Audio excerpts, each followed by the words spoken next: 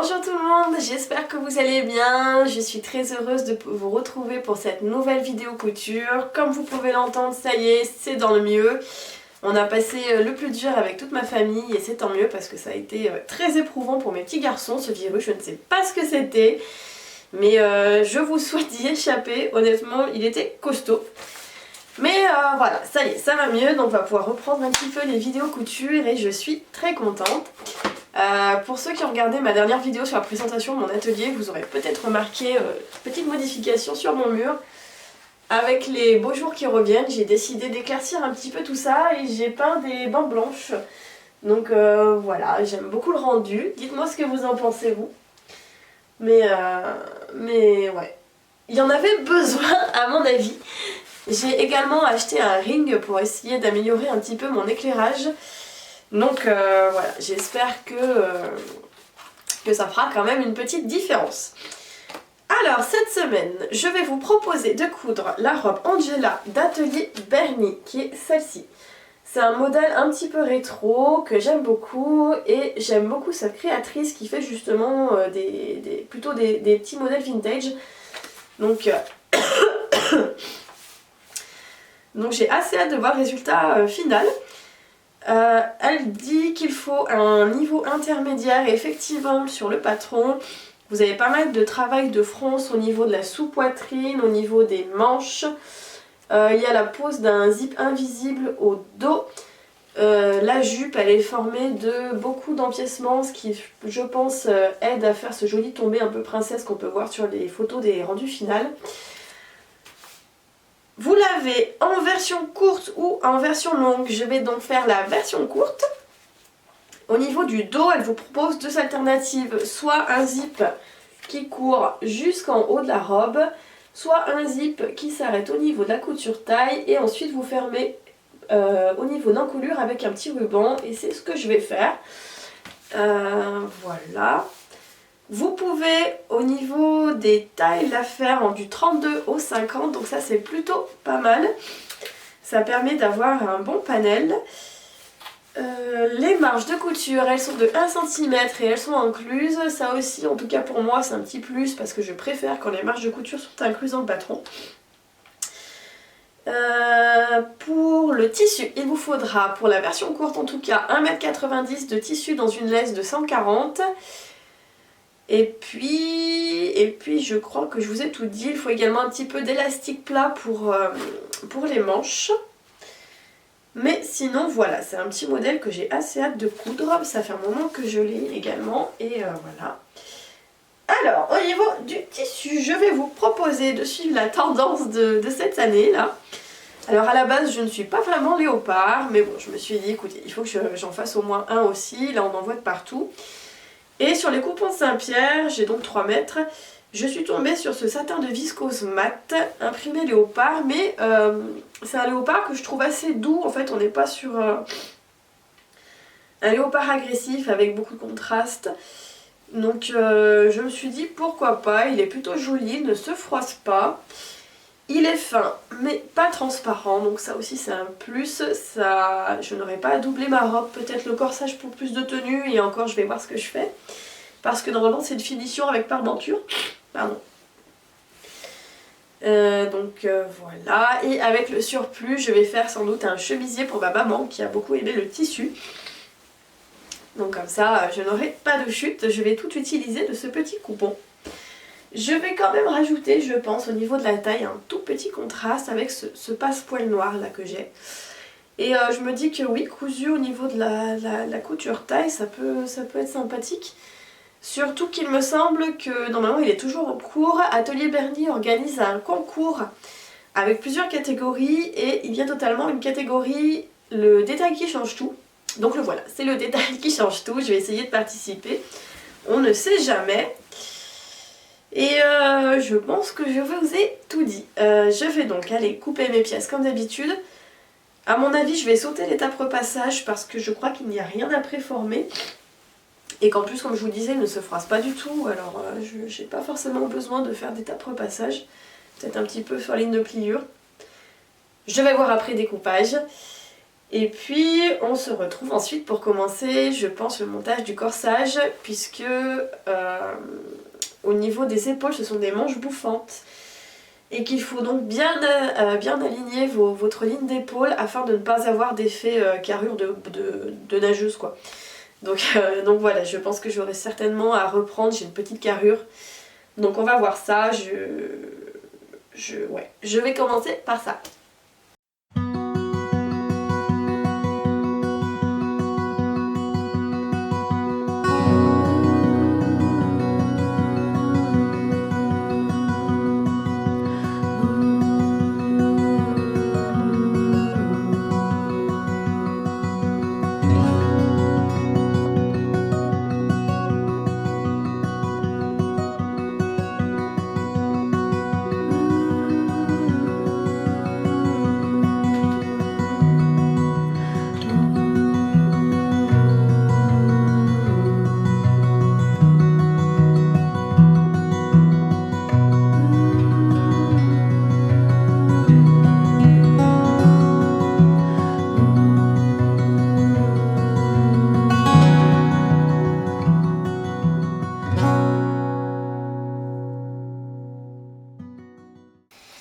On se retrouve après la découpe de mes pièces. J'ai donc coupé plutôt des parmentures. J'avais dit que j'hésitais à couper une doublure pour le corsage. Et finalement, avec du recul, même si j'aime bien ce léopard là, je ne sais pas si dans les faits je mettrai souvent cette robe. Si je vais assumer justement ce côté léopard. Donc je vais faire comme ce qui est conseillé par le livret. Je vais simplement faire une petite parmenture. J'ai donc mes corsages, le dos. Là vous voyez, là ce que je vais faire maintenant c'est que je vais tracer les pinces et puis les coudre. Mon corsage devant, j'ai des fronces également à faire. Je vais surfiler les épaules et les côtés, donc des devants et des dos, parce que je ne veux pas les surfiler ensemble une fois cousus. Je préfère les aplatir au fer pour avoir un plus joli tombé du vêtement à la fin. Et ensuite je vais essayer ça et regarder que la ligne d'épaule tombe bien. Et sinon je ferai une petite marque pour pouvoir en enlever un petit peu en miroir de chaque côté. Donc voilà, là c'est ce qu'on va faire pour le moment. C'est coudre les pinces, surfiler les épaules, les côtés, assembler ensemble et ensuite essayer. Et je vais également faire mes petites fronces pour qu'on voit à peu près. Et on essaye tout ça avant de se retrouver pour la suite.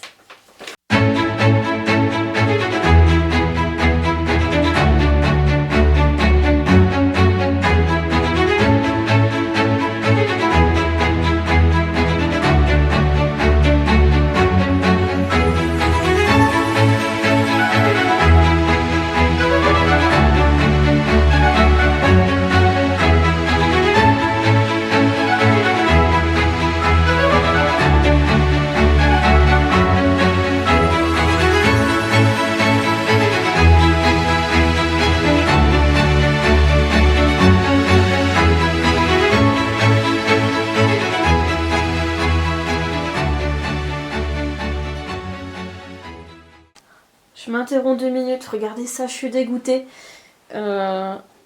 J'ai un pet qui s'est formé au niveau de l'écran là-dessous, pas sur la protection plastique, mais vraiment sur l'écran, c'est quoi, LCD, je sais pas comment on dit.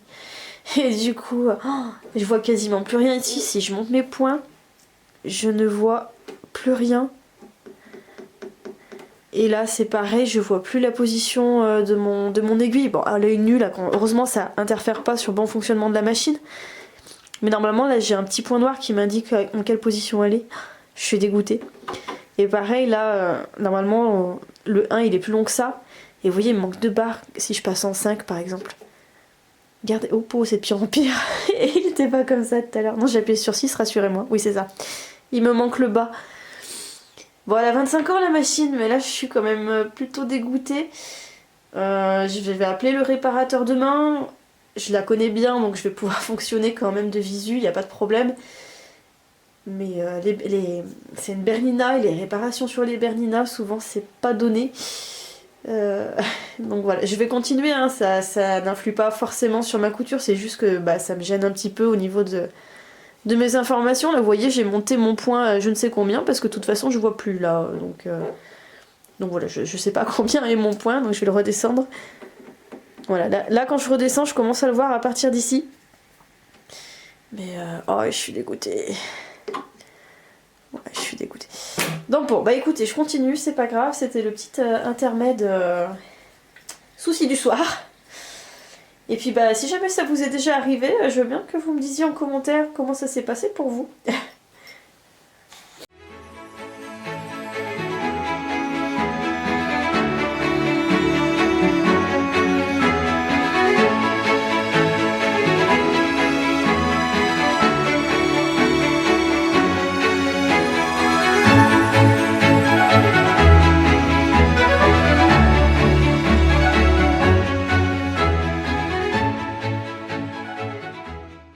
Alors j'ai repassé les coutures à plat là, de mon corsage, je voulais filmer et puis cette histoire d'écran m'a passablement perturbée là j'avoue pour la soirée.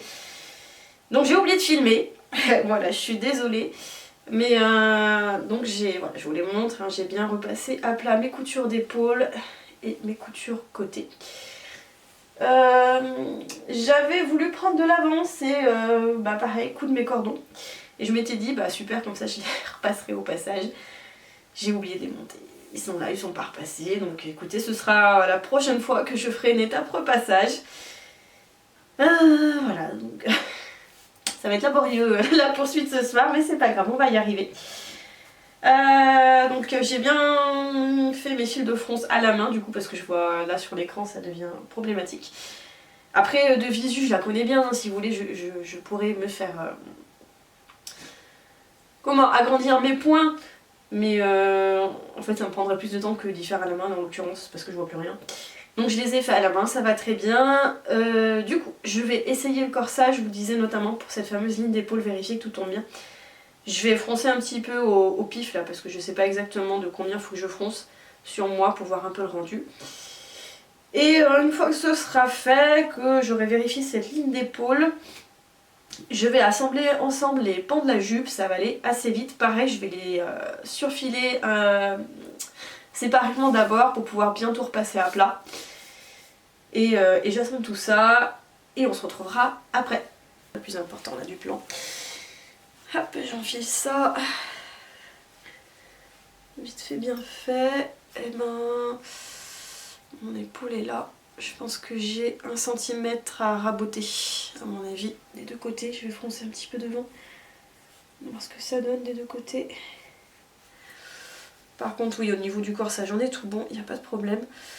Mais ouais, si je me rapproche, vous voyez, bon, j'ai mon épaule dessous qui me gêne, mais elle tombe effectivement trop basse là par rapport à ma morphologie.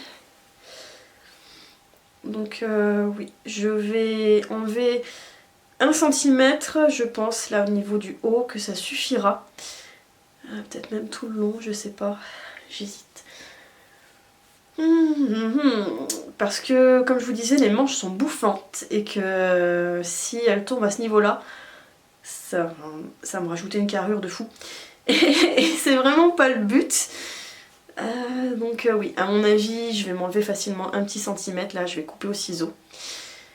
Et pareil de ce côté-ci. Et je vais laisser en attente après, une fois que j'aurai fait les manches. Donc voilà, là pour le corsage, après on sera bon. Et comme je vous disais, je m'attaque à la jupe.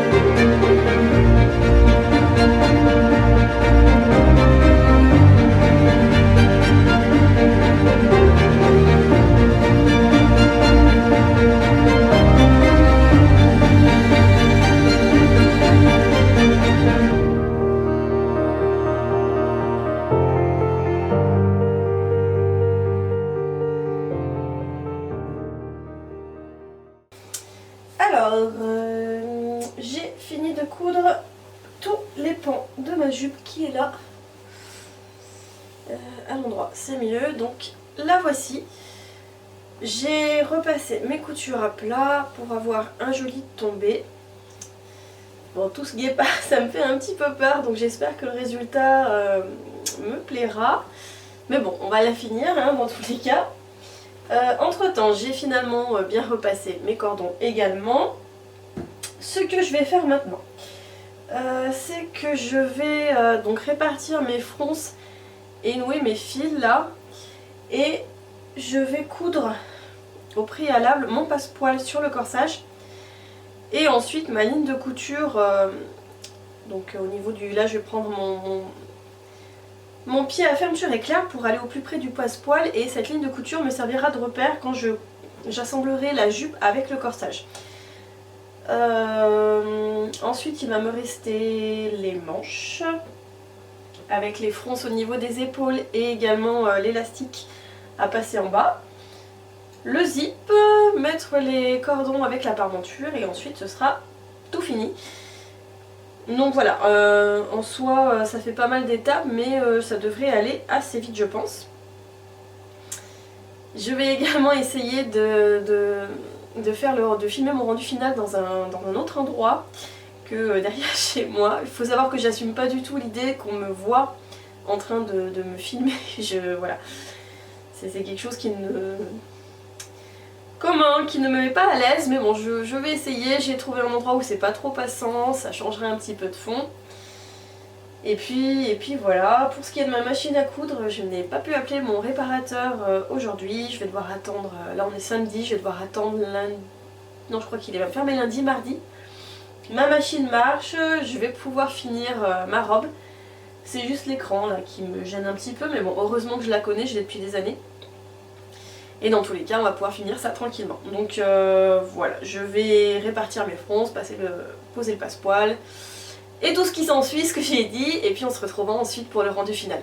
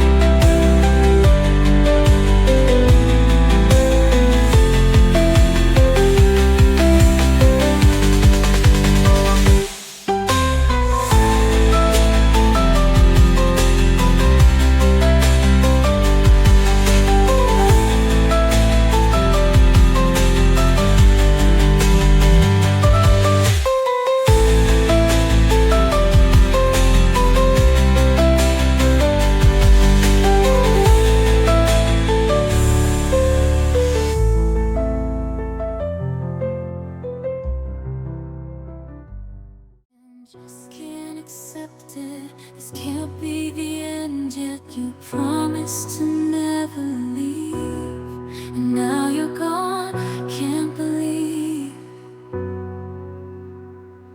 I can feel the world slipping away as you slowly fade from my everyday. You promised forever a love without end, but now I'm left broken, struggling to mend. I thought we were so tied, destined for a lifetime, love with no end, love with no end. Staying in my imagination, memorizing the past time, the secrets, the love, the care. J'ai terminé ma robe Angela d'Atelier Bernie. Alors déjà, j'adore le modèle. Vraiment, la coupe de cette robe, son tombé extrêmement féminin, qui est pour le coup, je trouve vraiment adapté aux formes féminines. Elle est vraiment top, avec ses petites manches blousantes qui font un effet très romantique, très bohème. Le détail, pareil, du nœud quand on laisse le dos ouvert. C'est voilà, c'est une très jolie pièce à avoir dans son dressing. Effectivement, il faut un niveau intermédiaire pour la coudre parce que, comme je vous disais, vous avez pas mal de jeux de fronce. Donc sous la poitrine, au niveau des manches, vous avez la pose de l'élastique. Moi j'ai rajouté donc ma petite difficulté avec la pose du passepoil et dans le but justement il est toujours en cours si jamais ça vous tente, de participer au concours organisé par la créatrice du patron. Et là je suis dans la catégorie le détail qui change tout. Mais oui, vraiment un joli patron. Alors, elle recommande de faire une toile pour s'assurer qu'on a bien choisi la bonne taille et faire les modifications nécessaires. Moi j'y suis allée tout chousse. Mais effectivement, je pense que c'est une étape qui n'est pas forcément accessoire. Parce que la robe est quand même très ajustée, elle épouse vraiment les courbes. Et là, pour ma part, je ne l'ai pas montré à la caméra, mais j'ai dû reprendre la carrure. Le 38, j'ai vraiment une petite carrure, hein, et le 38 ça a tombé trop bas, ce qui fait qu'au final, là, au niveau de la carrure, je suis sur une carrure taille 34. Et ensuite, la robe est en taille 38 pour tout le reste. Et comme vous le voyez à la caméra avec les images, comme vous l'avez vu, alors, je suis désolée, il y avait beaucoup de vent, je me suis dit, ah, je vais tourner ailleurs et tout, c'est sympa, et j'ai eu un vent de fou. Donc c'est pas grave, mais comme vous avez pu le voir, la robe est quand même est très ajustée et du coup avec ce tissu là il a tendance à froncer, à plisser, c'est pas forcément très joli.